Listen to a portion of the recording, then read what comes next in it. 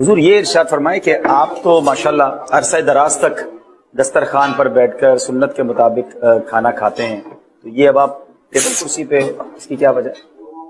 پاؤں کی تکلیف کی وجہ سے نماز بھی کرسی پر ہی پڑھتا ہوں. مفتی صاحب سے مشورہ کیا تھا، ڈاکٹر صاحب نے کہا تھا تو یہ کہ زمین پر لیٹ نہیں پاتا، درد کی جگہ پر ہاتھ رکھ دے اور پڑھیں.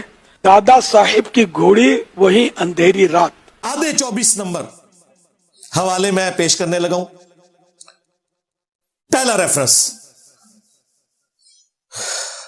دین اسلام میں یہ ہے کہ بخاری مسلم میں آیا کہ صحابہ کرام علیہم رضوان نبی علیہ السلام کے مبارک بال تبرکن تقسیم کرتے تھے ایک دوسرے کو، اور نبی علیہ السلام نے خود کروائے.